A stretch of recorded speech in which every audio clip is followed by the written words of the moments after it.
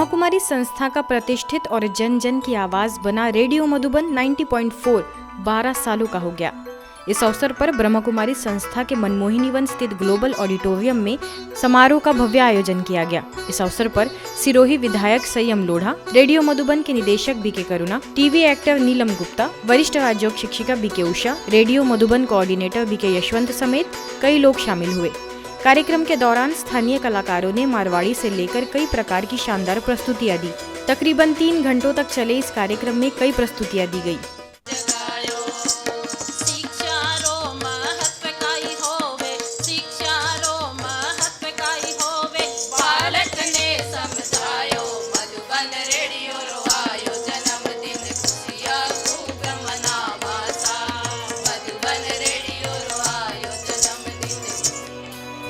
समारोह में संबोधित करते हुए सिरोही विधायक संयम लोढ़ा ने कहा कि रेडियो मधुबन आम जन की आवाज बनकर लोगों को सकारात्मक सूचनाएं उपलब्ध करा रहा है। इससे बड़ी संख्या में लोग जुड़ रहे हैं। आज 12वीं वर्षगांठ के मौके पर उन सभी लोगों को मैं बहुत बधाई देता हूं, जिन्होंने प्रत्यक्ष और प्रत्यक्ष रूप से इस रेडियो मधुबन के माध्यम से समुदाय की सेवा की कोशिश की है। और आज मुझ नाचीज को इस पावन मौके पर ब्रह्मा कुमारी संस्थान ने याद किया। मैं शुक्रिया अदा करता हूं। आप सभी को मकर संक्रांति की बहुत बहुत शुभकामनाएं। धन्यवाद। 90.4 FM आप सभी सुन रहे थे। ये आबू पर्वत से इसकी प्रसारण हो रही थी। इसी कारण ऊंचाई के कारण पालनपुर मैसाना तक कभी कभी हम लोग आते जाते सुनते थे। तो अभी पालनपुर में 90.4 का सरकार की ओर से नंबर दिए हैं। तो बहुतों ने कहा कि भाई हमको बहुत अच्छा लगता है। इस दौरान मुंबई से आई टीवी एक्टर नीलम गुप्ता ने कहा कि यहाँ की आबो हवा में आने के बाद यह महसूस होने लगता है कि हम एक अलग स्थान पर आ गए हैं। हमें पता है कि जो आम जनता है वो हम तक नहीं पहुँच पाती है। इस बात को व्यक्त करने के लिए, बता पाने के लिए कि आपकी इन बातों का हमारे जीवन में कितना अमूल्य योगदान है।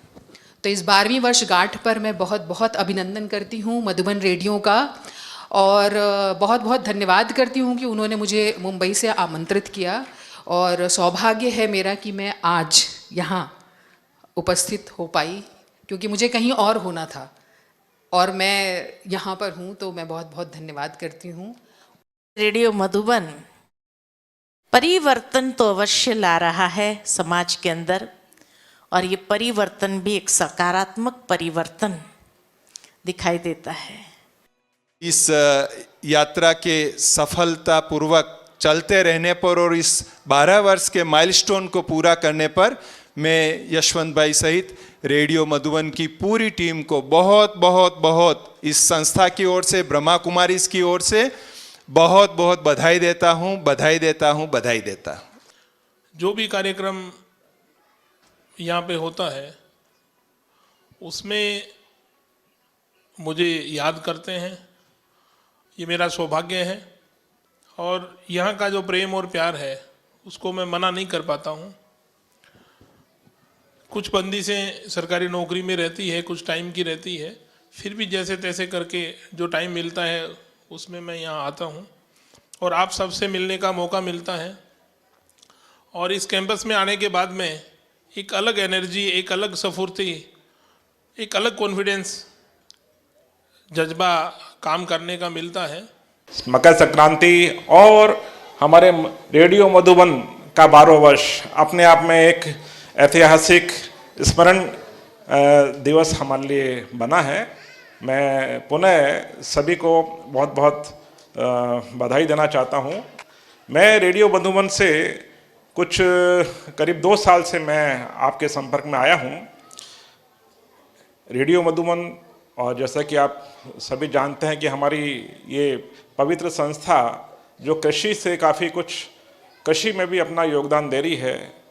कार्यक्रम के दौरान अलग अलग क्षेत्र में रेडियो से जुड़े लोगों को सम्मानित किया गया। इसके साथ ही मोमेंटो और प्रशस्ति पत्र भी भेंट किया गया। कार्यक्रम में स्थानीय लोग भी बड़ी संख्या में शरीक हुए। रेडियो मधुबन 12 साल पूर्व शुरू हुआ था। तब से लेकर आज तक रेडियो मधुबन ने एक अलग मुकाम हासिल किया है। आज की खबर में बस इतना ही। देश दुनिया की तमाम खबरों के लिए देखते रहिए मधुबन न्यूज़।